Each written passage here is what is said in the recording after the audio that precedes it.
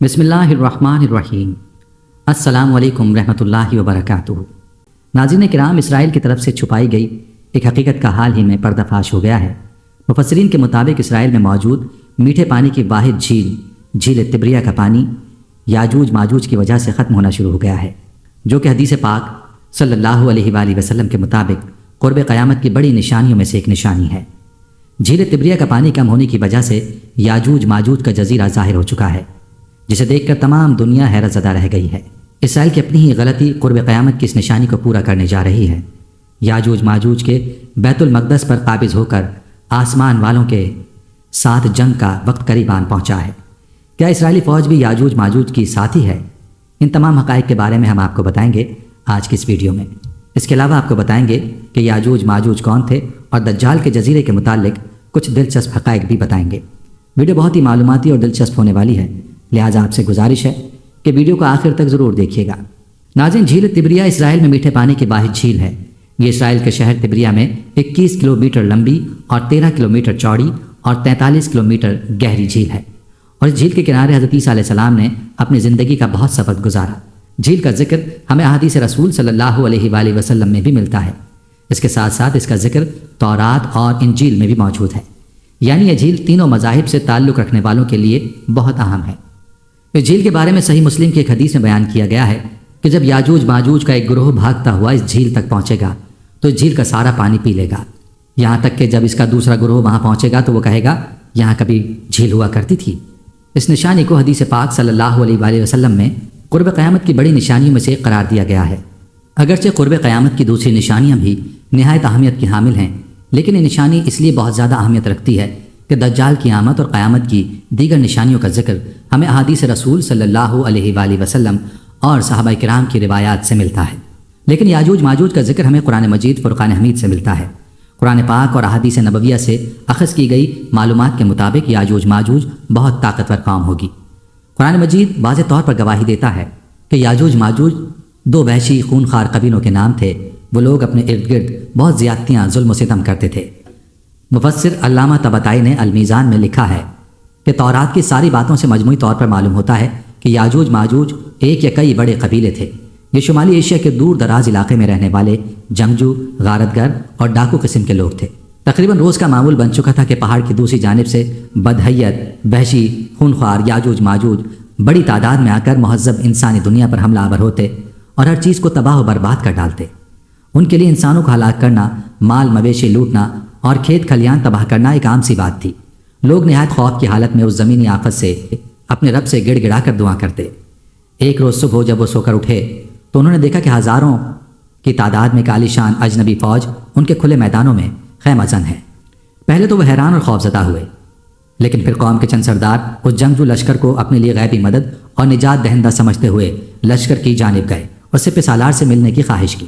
اجازت کے بعد مقامی سرداروں کو فوج کے سپہ سالار کے خیمے میں پیش کیا گیا۔ سپہ سالار نے معززین شہر کو خوش آمدید کہتے ہوئے یہ یقین دلایا کہ ان کی فوج ان کے علاقوں پر قبضہ کرے گی، نہ ہی ان کے مال مویشی اور کھیت کھلیان کو کوئی نقصان پہنچائے گی۔ مقامی سردار جنگی لباس میں ملبوس فوج کے سپہ سالار کا حسن اخلاق اور طرز مہربانی دیکھ کر مطمئن ہو گئے، لیکن جب ان کے سامنے یہ بات لائی گئی کہ وہ دنیا کے عظیم بادشاہ ذوالقرنین سے ہم کلام ہونے کا شرف حاصل کر رہے ہیں تو بہت حیران ہوئے اور دل میں سوچنے لگے کہ شاید یہ شخص قدرت کی جانب سے ہمارے لیے نجات دہندہ بن کر آیا ہے۔ سرداروں کو سوچ میں گم دیکھ کر ذوالقرنین نے کہا، اے میرے قابل احترام دوستو، ویسے تو میں اپنی بادشاہت سے بہت دور دیار غیر ایک سفر پر ہوں، لیکن اگر میں آپ لوگوں کی کوئی خدمت کر سکوں تو مجھے خوشی ہوگی۔ بس یہی وہ لمحہ تھا جب ان کی دلی خواہش ان کے لبوں پر آ گئی۔ ان سب نے ایک دوسرے کی جانب دیکھا اور پھر ایک شخص بولا، اے مہربان بادشاہ، اس پہاڑ کے دوسری جانب یاجوج ماجوج نام کی قوم رہتی ہے جو زمین پر بہت فساد مچانے والے لوگ ہیں۔ اگر ہم آپ کو کچھ خراج ادا کر دیں تو کیا آپ اس کے عوض آپ ہمارے اور ان کے درمیان ایک دیوار تعمیر کر دیں گے؟ بادشاہ نے کہا، میرے قابل احترام دوستو، رب نے مجھے جو کچھ دے رکھا ہے وہ بہت بہتر ہے، البتہ اگر تم لوگ میری مدد قوت و طاقت سے کرو تو میں تمہارے اور ان کے درمیان ایک مضبوط دیوار تعمیر کر دوں گا۔ ذوالقرنین نے دونوں پہاڑوں کے سروں کے درمیان جو خلا تھا اسے لوہے کی بڑی موٹی چادروں کے ساتھ پر کر دیا، پھر چادروں کو خوب گرم کر کے ان پر پگھلا ہوا لوہا، تانبا اور سیسا ڈال کر اسے مضبوطی سے بند کر دیا، جسے عبور کر کے یاجوج ماجوج کا دوسری طرف انسانی آبادیوں میں آنا ناممکن ہو گیا۔ ڈاکٹر اسرار احمد تحریر فرماتے ہیں کہ اس دیوار کے آثار بحیرہ کیپسین کے مغربی ساحل کے ساتھ ساتھ داریال اور دربند کے درمیان اب بھی موجود ہیں۔ یہ دیوار 50 میل لمبی، 29 فٹ اونچی اور 10 فٹ چوڑی ہے۔ آج سے سینکڑوں سال پہلے لوہے اور تانبے کی اتنی بڑی دیوار تعمیر کرنا یقیناً ایک بہت بڑا کارنامہ ہے۔ داریال روس اور جارجیا کے درمیان ایک دریائی گھاٹی ہے۔ داریال اور دربند کا درمیانی راستہ کوہستانی دروں پر مشتمل ہے۔ یاجوج ماجوج کی تخت و تاراج اور شر و فساد کا دائرہ اتنا وسیع تھا کہ ایک طرف کا کیشیا کے نیچے بسنے والے ان کے ظلم و ستم کا شکار تھے، تو دوسری طرف تبت اور چین کے باشندے بھی ہر وقت ان کی زد میں رہتے تھے۔ انہیں یاجوج ماجوج کے شر و فساد سے بچنے کے لیے مختلف زمانوں میں مختلف مقامات پر متعدد دیواریں تعمیر کی گئیں۔ حضرت ابو ہریرہ رضی اللہ عنہ سے مروی ہے کہ رسول اللہ صلی اللہ علیہ وآلہ وسلم نے فرمایا کہ یاجوج ماجوج دیوار ذوالقرنین کو ہر روز کھودتے ہیں۔ جب وہ دیوار میں شگاف ڈالنے کے قریب پہنچ جاتے ہیں تو ان کا نگراں ان سے کہتا ہے کہ اب واپس چلو، کل ہم اس میں سوراخ کر دیں گے۔ ادھر اللہ تعالیٰ اس سے پہلے سے زیادہ مضبوط اور ٹھوس بنا دیتا ہے۔ اگلے روز پھر یہ کھودنے کے کام میں مصروف ہو جاتے ہیں، چنانچہ یہ روز کھودتے ہیں اور اللہ تعالیٰ درست فرما دیتا ہے۔ یہ سلسلہ یوں ہی چلتا رہے گا یہاں تک کہ ان کے خروج کا وقت آ جائے گا اور اللہ تعالیٰ ان کے کھولنے کا حکم فرما دے گا۔ اس روز جب یہ دیوار کی شگاف کو آخری حد تک کھود ڈالیں گے تو اس دن ان کا نگراں کہے گا کہ انشاءاللہ کل ہم اسے پار کر لیں گے۔ حضور صلی اللہ علیہ وآلہ وسلم نے فرمایا کہ جب وہ اگلے دن لوٹ کر آئیں گے تو اسے اسی حالت میں پائیں گے جس حالت میں چھوڑ کر گئے تھے۔ پھر وہ اسے توڑ ڈالیں گے اور باہر نکل کر لوگوں پر ٹوٹ پڑیں گے، سارا پانی پی جائیں گے، لوگوں سے بچنے کے لیے بھاگیں گے۔ پھر وہ اپنے تیر آسمان کی طرف پھینکیں گے، تیر خون میں ڈوبے ہوئے واپس آئیں گے۔ وہ کہیں گے کہ ہم زمین والوں پر غالب آ گئے اور آسمان والوں سے بھی ہم قوت و بلندی میں بڑھ گئے۔ پھر اللہ تعالیٰ ان کی گردنوں میں کیڑا پیدا کر دے گا جس سے وہ ہلاک ہو جائیں گے۔ قرآن و سنت کی تصریحات سے یہ بات بلا شبہ ثابت ہے کہ یاجوج ماجوج کوئی عجیب الخلقت چیز نہیں بلکہ نسل انسانی سے ان کا تعلق ہے، اور یہ حضرت نوح علیہ السلام کی اولاد میں سے ہیں۔ ان کا سلسلہ نسب حضرت نوح علیہ السلام کے فرزند یافس سے ملتا ہے۔ صحیح مسلم کے ایک حدیث میں اللہ کے نبی صلی اللہ علیہ وآلہ وسلم نے ان کے بارے میں تفصیل بیان فرمائی ہے جو حضرت نواس بن سمان رضی اللہ عنہ سے مروی ہے۔ نواس بن سمان رضی اللہ عنہ سے روایت ہے کہ یاجوج ماجوج کے بارے میں اللہ کے نبی صلی اللہ علیہ وآلہ وسلم نے فرمایا کہ یاجوج ماجوج کا ظہور حضرت عیسیٰ علیہ السلام کے نزول کے بعد ان کی موجودگی میں ہوگا۔ اللہ تعالیٰ حضرت عیسیٰ علیہ السلام کی جانب وہی فرمائے گا کہ میں نے اپنے پیدا کیے ہوئے بندوں کو باہر نکال دیا ہے، ان سے جنگ کرنے کی طاقت کسی میں نہیں ہے، تم میری بندگی کرنے والوں کو اکٹھا کر کے کوہ طور کی طرف چلے جاؤ، اور پھر اللہ تعالیٰ یاجوج ماجوج کا خروج فرما دے گا۔ وہ ہر اونچی جگہ سے امٹتے ہوئے آئیں گے، وہ ہر ایک چیز کو تہس نہس کر کے رکھ دیں گے۔ اپنی طاقت کے نشے میں چور جب وہ تبریہ جھیل پر پہنچیں گے تو اس کا تمام پانی پی لیں گے۔ یہ وہ وقت ہوگا کہ جب حضرت عیسیٰ علیہ السلام اور ان کے ساتھی یاجوج ماجوج کے ہاتھوں محصور ہو جائیں گے۔ پھر حضرت عیسیٰ علیہ السلام اور ان کے ساتھی اللہ تعالیٰ سے دعا کریں گے تو اللہ تعالیٰ یاجوج ماجوج کی گردنوں میں ایک کیڑا پیدا فرما دے گا جس سے یہ سب یک لخت ہلاک ہو جائیں گے۔ اس کے بعد حضرت عیسیٰ علیہ السلام اور ان کے ساتھی کوہ طور سے نیچے اتریں گے تو زمین یاجوج ماجوج کی لاشوں سے اٹی پڑی ہوگی، ایک بالش جگہ بھی ایسی نہ ہوگی جو یاجوج ماجوج کی باقیات اور بدبو سے خالی ہو۔ پھر حضرت عیسیٰ علیہ السلام اور ان کے ساتھی دعا کریں گے اور اللہ تعالیٰ بہت سے ایسے بھاری بھرکم پرندوں کو بھیجے گا جن کی گردنیں اونٹ کی گردن کی مانند ہوں گی، جو انہیں اٹھا کر لے جائیں گے اور جہاں اللہ چاہے گا وہاں پھینک دیں گے۔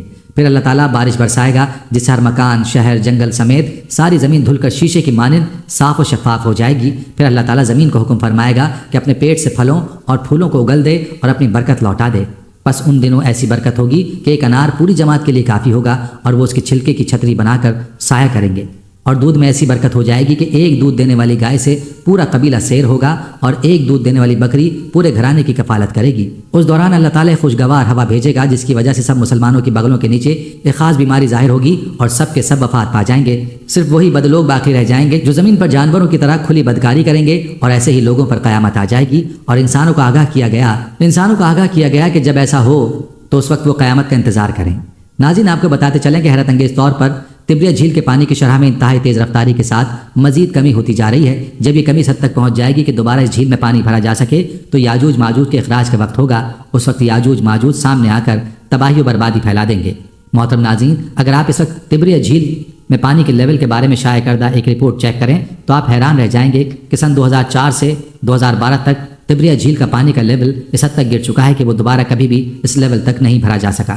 اسرائیل نے اس حقیقت کو پوشیدہ رکھنے کی بہت کوشش کی جس کی وجہ سے آج تک یہ حقیقت کھل کر دنیا کے سامنے نہ آ سکی، لیکن سن 2012 کے بعد اتنے سال گزر جانے کے بعد اس لیول میں مزید کمی آ چکی ہے اور حیرت انگیز طور پر ایک جزیرہ بھی تبریہ جھیل میں نمودار ہو چکا ہے۔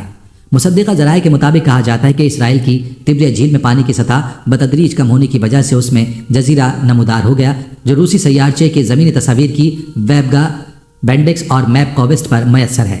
تاہم کچھ عرصہ گزر جانے کے بعد بھی متوقع طور پر گوگل پر نظر نہیں آ رہا۔ مذہب اور تاریخ کی کتابیں اس بات سے بھری پڑی ہیں کہ روز محشر یا قیامت کی بڑی نشانیوں میں سے ایک اس جھیل کا خشک ہونا بھی ہے۔ بحر تبریہ جہاں سے اسرائیل اپنے لیے پانی حاصل کرتا ہے خشک ہونے والا ہے، اور خوفناک گڑھوں کی وجہ سے اب لوط علیہ السلام کی قوم کو عبرتناک عذاب سے دوچار کیے جانے کے نتیجے میں وجود میں آنے والا سمندر بحر مردار یا ڈیڈ سی بہت تیزی سے خشک ہو رہا ہے۔ اس کی سطح عام میں بھی غیر معمولی کمی واقع ہو رہی ہے۔ ماہرین کا خیال ہے کہ بحر مردار 2050 سے بہت پہلے اپنا وجود کھو بیٹھے گا۔ ان گڑھوں کی تعداد 1990 میں صرف 40 تھی، تاہم اب صرف مقبوضہ فلسطین کے جانے والے ساحل پر 300 گڑھے بن چکے ہیں، جس سے اسرائیل کو سخت پریشانی لاحق ہے۔ اس کی ہر ممکن کوشش ہے کہ اس کے سمندر خشک نہ ہو، اس لیے نہر سوئس سے ایک رابطہ نہر بحیرہ مردار تک کھودی جا رہی ہے۔ واضح ہے کہ بحیرہ احمر بحیرہ مردار سے 400 میٹر اونچا ہے۔ رابطہ نہر کے علاوہ بحیرہ احمر بحیرہ قلزم کو بحیرہ مردار کے ساتھ پائپ لائن کے ذریعے جوڑنے کا منصوبہ ہے۔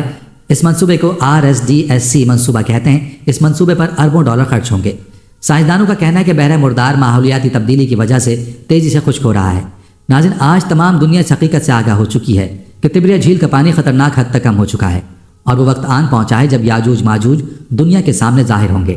آپ سوچ رہے ہوں گے کہ اگر یاجوج ماجوج اس جھیل کا پانی پی رہے ہیں تو وہ کسی کو نظر کیوں نہیں آ رہے، اور کیا اسرائیل کے لیے اس جھیل کی کوئی اہمیت نہیں؟ تو پھر وہ اس بارے میں سچائی کو کیوں چھپا رہے ہیں؟ ناظرین، تبریہ جھیل اسرائیل کے لیے بہت زیادہ اہمیت رکھتی ہے، کیونکہ حضرت عیسیٰ علیہ السلام نے اپنی زندگی کا بیشتر حصہ یہاں گزارا ہے، اور یہ حضرت عیسیٰ علیہ السلام کو ہی آنے والے دنوں میں اپنا مذہبی رہنما سمجھتے ہیں۔ اس کے ساتھ ساتھ یہ جھیل بیت المقدس کے پاس واقع ہے۔ یہ اسرائیل میں میٹھے پانی کی واحد جھیل ہے، اور اسرائیل کی 1/3 آبادی کا انحصار اسی میٹھے پانی کی جھیل پر ہے۔ اس کے ساتھ ساتھ اسرائیل میں ایک میگا پروجیکٹ شروع کیا جا رہا ہے، جس کی وجہ سے یہ جھیل ان کے لیے بہت زیادہ اہمیت رکھتی ہے۔ بعض لوگوں کا خیال ہے کہ اسرائیل میں یہی میگا پروجیکٹ تبریہ جھیل کے پانی کو مستقبل میں مکمل طور پر غائب کرنے میں اہم کردار ادا کرنے جا رہا ہے۔ مفسرین نے بھی اس طرف اشارہ کیا ہے، اور ان کا کہنا ہے کہ یاجوج ماجوج کے جھیل سے پانی پینے کا مطلب اس طرح پانی پینا نہیں جس طرح ہم پیتے ہیں، بلکہ اس سے مراد یہ ہے کہ اس جھیل کا پانی استعمال کی وجہ سے مکمل طور پر ختم ہو جائے گا۔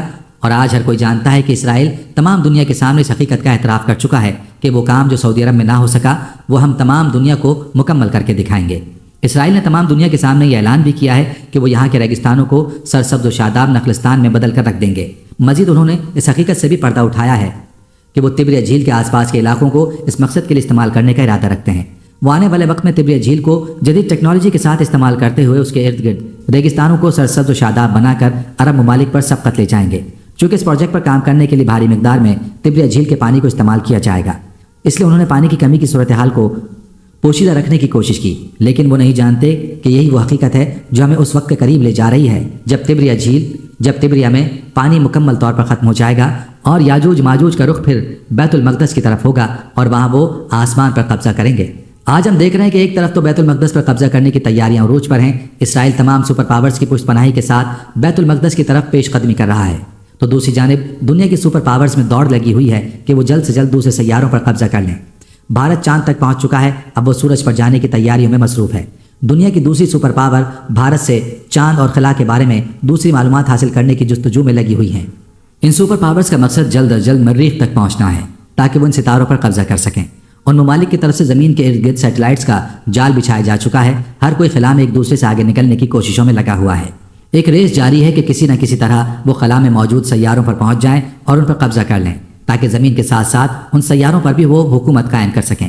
آپ کو بتاتے جائیں کہ ایک حدیث جس میں یاجوج ماجوج کے آسمانوں کی طرف تیر پھینکنے کی بات کی گئی ہے، اس کی تشریح اس طرح بیان کی جاتی ہے کہ یاجوج ماجوج کی یہ قومیں پہلے زمین پر قبضہ حاصل کریں گی، پھر آسمانوں پر قبضے کے لیے آپس میں جنگ کریں گی۔ ناظرین، دنیا کی انہی سپر پاورز نے دجالی سسٹم کے ذریعے تمام دنیا کو اپنے کنٹرول میں لے رکھا ہے۔ وہ ایسا خفیہ جال بچھانے میں کامیاب ہو چکے ہیں جس سے نکلنا اب کسی کے بھی بس کی بات نظر نہیں آتی۔ ہر کوئی نہ چاہتے ہوئے بھی ان کے اس دجالی سسٹم اور خفیہ دنیاوی نظام کا حصہ بنتا جا رہا ہے۔ کوئی بھی ان کا مقابلہ کرنے کی طاقت نہیں رکھتا، جو بھی ان کا مقابلہ کرنے کے لیے آگے بڑھتا ہے وہ انہیں تباہ و برباد کر کے رکھ دیتے ہیں۔ یہی وہ لوگ ہیں جن کے بارے میں یہ کہا جا رہا ہے کہ یہی یاجوج ماجوج کی قوم کے لوگ ہیں جو زمین پر مکمل اپنا قبضہ حاصل کرنے کے بعد آسمانوں کی طرف رخ کریں گے، اور ان کا مقصد آسمانوں پر قبضہ حاصل کرنا ہوگا۔ ان کے اس قدم سے نبی پاک صلی اللہ علیہ وآلہ وسلم کی حدیث پاک میں کی گئی وہ پیشگوئی بھی پوری ہوتی نظر آ رہی ہے، جس میں انہوں نے کہا تھا کہ یاجوج ماجوج دنیا پر قبضہ حاصل کرنے کے بعد اپنے تیروں کا رخ آسمان کی طرف کر لیں گے۔ آج ہر کوئی اس حقیقت سے اچھی طرح آگاہ ہے کہ دنیا میں اپنے تسلط کے بعد ان سپر پاورز کی تیروں کا رخ آسمان کی طرف ہو چکا ہے، اور جس تیز رفتاری کے ساتھ تبریہ جھیل کا پانی ختم ہو رہا ہے، مزید 1 یا 2 سال کا عرصہ گزرنے کی دیر ہے، اس کا پانی مکمل طور پر ختم ہو جائے گا، اور نبی پاک صلی اللہ علیہ وآلہ وسلم کی وہ پیشگوئی جس کے پورا ہونے کا آغاز ہو چکا ہے مکمل طور پر پوری ہو جائے گی۔ ناظرین، اگر یہاں پر دجال کے جزیرے کی بات کی جائے تو بحر عرب میں ایک پرسرار جزیرہ سختری موجود ہے جو ملک یمن کا حصہ ہے اور اپنے آپ میں کئی راز پوشیدہ کیے ہوئے ہے۔ اگرچہ اس کی خوبصورتی آنکھوں کو خیرہ کرنے کی صلاحیت رکھتی ہے، احادیث کی روشنی میں کسی خاص جگہ کو دجال کے ظہور کے لیے مختص نہیں کیا گیا۔ البتہ 4 مقامات میں بظاہر تضاد معلوم ہونے کی صورت میں اس کی تبتیق یوں بیان کی گئی ہے کہ دجال کا خروج سب سے پہلے شام اور عراق کے درمیان گھاٹی سے ہوگا، مگر اس وقت اس کی شہرت نہ ہوگی۔ اس کے آوان و انصار مددگار یہودیہ گاؤں میں اس کے منتظر ہوں گے۔ وہاں وہ جائے گا اور ان کو ساتھ لے کر پہلا پڑاؤ خوض و کرمان میں کرے گا۔ پھر مسلمانوں کے خلاف اس کا خروج خراسان سے ہوگا۔ اس جزیرے کے شمال میں یمن ہے تو مغرب میں افریقی ملک صومالیہ واقع ہے۔ جنوب میں بحر ہند ہے تو شمال مغرب میں دنیا کی اہم ترین تجارتی گزرگاہ ہے۔ یہ جزیرہ حقیقت میں افریقہ کا حصہ تھا، مگر 50 لاکھ سال قبل جب دنیا کے تمام بر اعظموں سے جدا ہو گیا۔ یہاں کے نباتات، چرند پرند اور دیگر ماحول دنیا کے ہر حصے سے کافی حد تک مختلف ہیں۔ ناظرین، احادیث سے ثابت ہے کہ دجال کا ظہور مشرق سے ہوگا اور ایسی جگہ سے ہوگا جہاں سے پورے مشرق وسطیٰ کو متاثر کر سکے۔ اس کے علاوہ اس کی رہائش گاہ کی جگہ منفرد ہوگی تو ان تمام نشانیوں کے سبب لوگ اس جزیرے کو دجال کے جزیرے کے نام سے پکارتے ہیں۔ صرف یہی نہیں، اس جزیرے کا عرفی نام گالاپاگوس آف عرب ہے، اسے ایلین آئلینڈ بھی کہا جاتا ہے۔ اس جزیرے کی مٹی کو دنیا کی زرخیز ترین مٹی شمار کیا جاتا ہے، جس میں نہ صرف اگنے کی طاقت بہت زیادہ ہے بلکہ یہاں پر اگنے والے نباتات دنیا کے دیگر حصوں سے مختلف انوکھے ہوتے ہیں جو دنیا کے کسی اور حصے میں نہیں اگ سکتے۔ اس جزیرے میں خاص قسم کا درخت پایا جاتا ہے جسے ڈریگن بلڈ ٹری کہا جاتا ہے۔ مقامی لوگ اس درخت کو دم الاخوین کے نام سے بھی پکارتے ہیں، جس کا مطلب 2 بھائیوں کے خون والا درخت ہے۔ اس درخت کے تنے سے خون کے رنگ کا ایک رس نکلتا ہے جسے دیکھ کر ایسا محسوس ہوتا ہے جیسے درخت سے خون بہہ رہا ہو۔ اس درخت سے خون نما نکلنے والی اس گوند کو ماضی میں مختلف کاموں کے لیے مقدس سمجھ کر استعمال کیا جاتا تھا اور حالیہ دور میں بھی اس کا استعمال کاسمیٹکس اور مختلف ادویات میں کیا جاتا ہے۔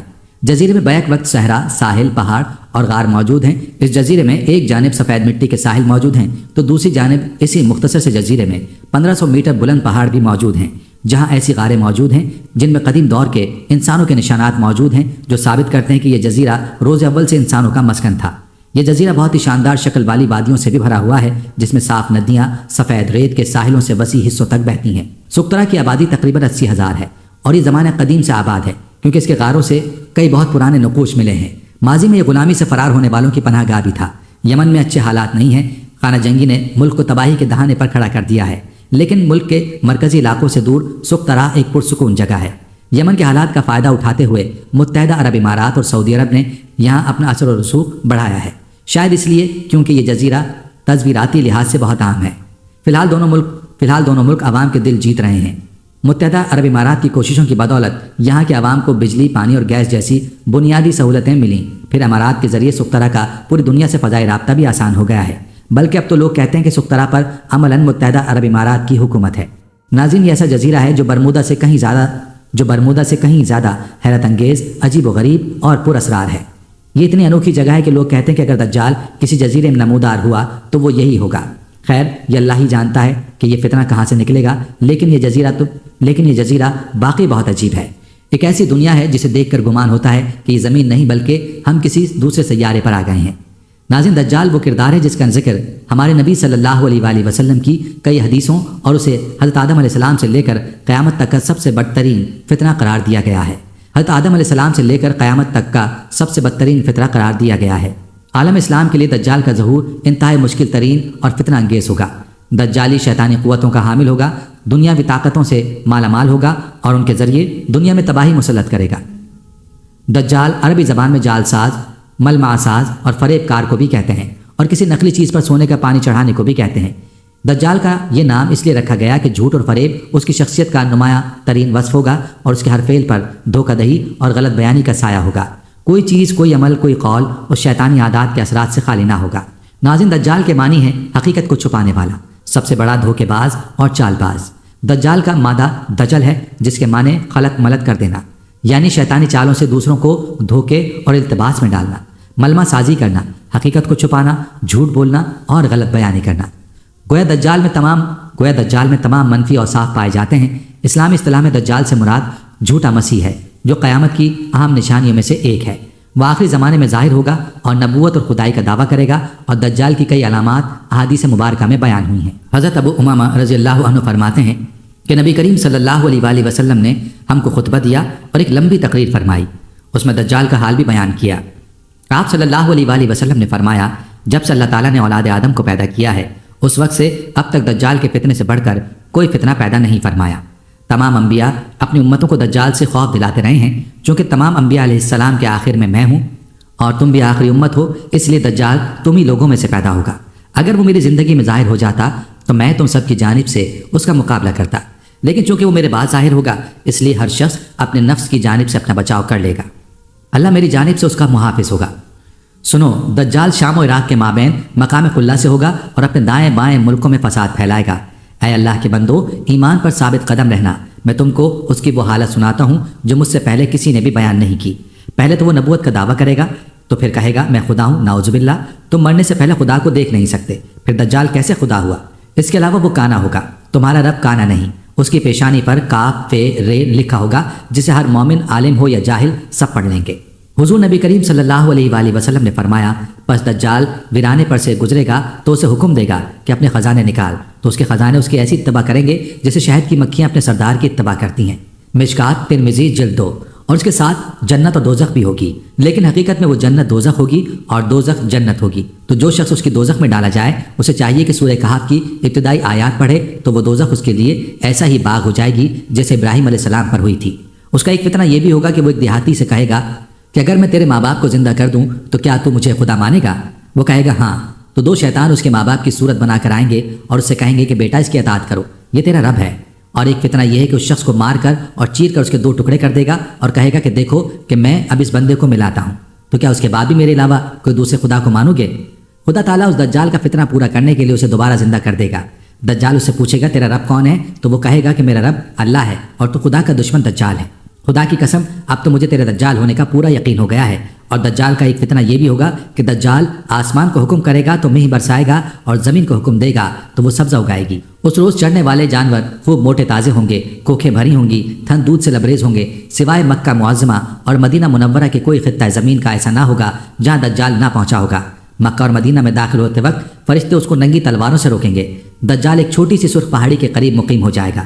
حدیث پاک میں کہ حضرت امام مہدی رضی اللہ عنہ ملک کے بندوبست میں مصروف ہوں گے کہ افواہ اڑے گی کہ دجال نے مسلمانوں پر تباہی ڈال دی ہے۔ اس خبر کو سنتے ہی حضرت امام مہدی ملک شام کی طرف تیاری فرمائیں گے اور اس خبر کی تحقیق کے لیے 500 یا 900 سوار بھیجیں گے، جن کے حق میں حضور سرور کائنات صلی اللہ علیہ وآلہ وسلم نے فرمایا، میں ان مجاہدین کے نام جانتا ہوں اور ان کے باپ داداؤں کے بھی نام جانتا ہوں اور ان کے گھوڑوں تک کے رنگ بھی پہچانتا ہوں۔ وہ زمانے کے روئے زمین کے آدمیوں سے بہتر ہوں گے، وہ دجال کو کہیں نہ پائیں گے اور واپس آ کر امام مہدی کو خبر دیں گے کہ یہ افواہ غلط ہے۔ اور پھر کچھ دن بعد دجال ظاہر ہو جائے گا۔ دجال قوم یہود میں سے ہوگا، اس کے پیروکاروں کی اکثریت یہودی اور عورتیں ہوں گی۔ مسند احمد۔ وہ نوجوان مرد ہوگا، وہ بھاری بھرکم جسم، سرخ رنگت کا مالک ہوگا، عوام میں اس کا لقب مسیح ہوگا، صحیح بخاری اور مسلم۔ وہ ایک آنکھ سے کانا ہوگا، صحیح مسلم۔ اس کے بال چھوٹے اور گھنگریالے ہوں گے۔ سواری میں ایک بڑا گدھا ہوگا کہ ملک و عراق و شام کے درمیان ہوگا، جہاں نبوت اور رسالت کا دعویٰ کرتا ہوگا۔ پھر وہاں سے اصفہان چلا جائے گا، مسلم شریف۔ یہاں اس کے ہمراہ 70,000 یہودی ہوں گے، یہیں سے خدائی کا دعویٰ کر کے چاروں طرف فساد برپا کرے گا اور زمین کے اکثر مقامات پر گشت کر کے لوگوں سے اپنے آپ کو خدا منوائے گا۔ لوگوں کی آزمائش کے لیے خداوند کریم اس کے بڑے بڑے عجیب و غریب کام ظاہر کرائے گا، مسلم شریف۔ اس کی پیشانی پر کاف فے رے لکھا ہوگا، بخاری، جس کی شناخت صرف اہل ایمان ہی کر سکیں گے۔ اس کے ساتھ ایک آگ ہوگی جس کو دوزخ سے تعبیر کرے گا اور ایک باغ ہوگا جس کو جنت کہے گا۔ مخالفین کو آگ میں اور موافقین کو جنت میں ڈالے گا، صحیح بخاری۔ اس کے پاس کھانے پینے کی چیزوں کا بہت بڑا ذخیرہ ہوگا، جس کو چاہے گا دے گا، جو فرقہ اس کا مخالف ہوگا تو اس سے اشیاء مذکورہ بند کر دے گا۔ اسی قسم کی بہت سی ایذائیں مسلمانوں کو پہنچائے گا، مگر خدا کے فضل سے اللہ کا ذکر اور تسبیح و تقدیس مسلمانوں کو کھانے پینے کا کام دے گی، ابو داؤد۔ اس کے ظاہر ہونے سے 2 سال پہلے قحط رہ چکا ہوگا اور تیسرے سال دوران قحط ہی اس کا ظہور ہوگا، ابو داؤد۔ زمین کے مدفون خزانے اس کے حکم سے اس کے ہمراہ ہو جائیں گے، صحیح مسلم۔ بعض آدمیوں سے کہے گا میں تمہارے ماں باپ کو زندہ کر سکتا ہوں، اس لیے تم کو چاہیے کہ میری یہ قدرت دیکھ کر میری خدائی کا یقین کر لو، اور اسی حالت میں بہت سے ممالک پر اس کا گزر ہوگا، یہاں تک کہ وہ جب سرحد یمن پر پہنچے گا اور بہت سے بددین لوگ اس کے ساتھ ہو جائیں گے تو وہاں سے واپس ہو کر مکہ مکرمہ کے قریب مقیم ہو جائے گا، مگر محافظ فرشتوں کی وجہ سے مکہ شریف میں داخل نہ ہو سکے گا، بخاری و مسلم۔ اور پھر مدینہ کا رخ کرے گا، اس وقت مدینہ کے 7 دروازے ہوں گے، صحیح بخاری۔ ہر دروازے کی محافظت کے لیے خداوند کریم دو فرشتے متعین فرمائے گا، جن کے ڈر سے دجال کی فوج مدینہ میں داخل نہ ہو سکے گی، اور مدینہ منورہ میں 3 دفعہ زلزلے آئیں گے، جن کی وجہ سے بد عقیدہ منافق لوگ خوف کی وجہ سے شہر سے نکل کر دجال کے پھندے میں پھنس جائیں گے۔ اس وقت مدینہ منورہ سے ایک بزرگ دجال سے مناظرے کے لیے نکلیں گے اور دجال سے کہیں گے کہ تو وہی دجال ملعون ہے جس کی ہم کو اللہ کے محبوب پاک صلی اللہ علیہ وآلہ وسلم نے خبر دی تھی۔ تو دجال غصے میں آ کر اس بزرگ کو آلے سے چیر کر اس کے 2 ٹکڑے کر کے علیحدہ پھینک دے گا اور پھر اپنے دعوی خدائی کا یقین دلانے کے لیے اس کو یعنی اس بزرگ کے ٹکڑے کو پھر زندہ کر دے گا۔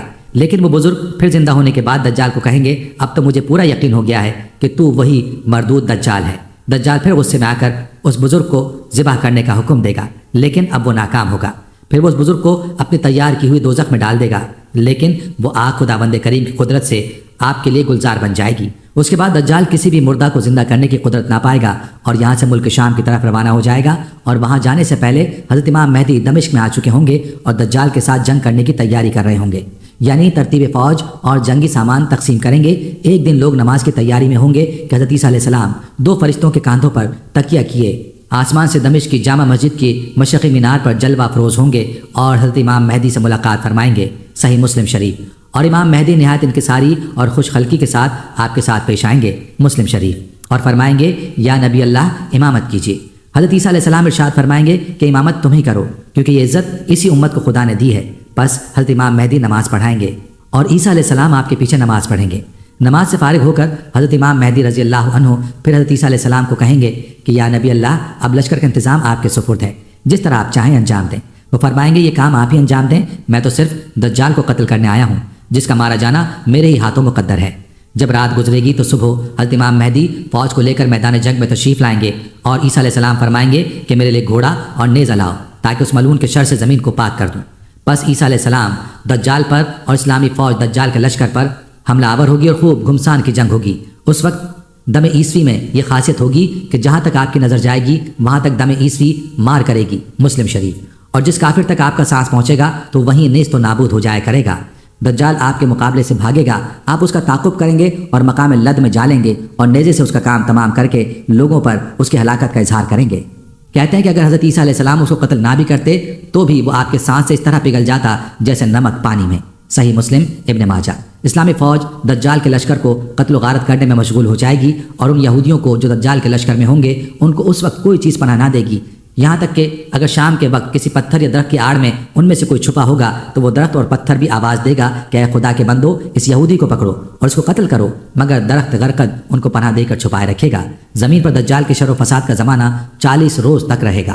ترمذی، جس میں سے ایک دن 1 سال کے برابر، ایک دن 1 مہینے کے برابر، ایک دن 1 ہفتے کے برابر، باقی دن عام دنوں کے برابر ہو جائیں گے۔ دجال کا فتنہ ختم ہونے کے بعد امام مہدی اور عیسیٰ علیہ السلام جن شہروں میں دجال نے فساد پھیلا رکھا تھا دورہ فرمائیں گے۔ دجال سے تکلیف اٹھائے ہوئے لوگوں کو خدا کے یہاں اجر عظیم ملنے کی خوشخبری دے کر دلاسا و تسلی دیں گے اور اپنے انعام و اکرام سے ان کے دنیاوی نقصانات کی تلافی کریں گے۔ خروج دجال کے متعلق عقیدہ رکھنا کتنا اہم اور فتنہ دجال کی کتنی اہمیت ہے، اس کا اندازہ اس امر سے لگایا جا سکتا ہے کہ حدیث کی تمام مسند کتابوں میں اس کا ذکر تواتر سے موجود ہے۔ امام بخاری نے دجال پر ایک خصوصی باب مختصر کیا ہے اور صحیح بخاری میں 51 مرتبہ دجال کا ذکر آیا ہے۔ صحیح مسلم میں بھی دجال پر ایک باب قائم ہے اور صحیح مسلم میں لفظ دجال 65 مرتبہ مذکور ہے۔ سنن نبی داؤد اور ترمذی میں بھی دجال پر ابواب موجود ہیں اور ان دونوں مجموعہ حدیث میں لفظ دجال بالترتیب 28 اور 33 مرتبہ آیا ہے۔ سنن نبی ماجہ میں لفظ دجال 18 مرتبہ، مسند میں 206 مرتبہ، موطا امام مالک میں 5 مرتبہ آیا ہے۔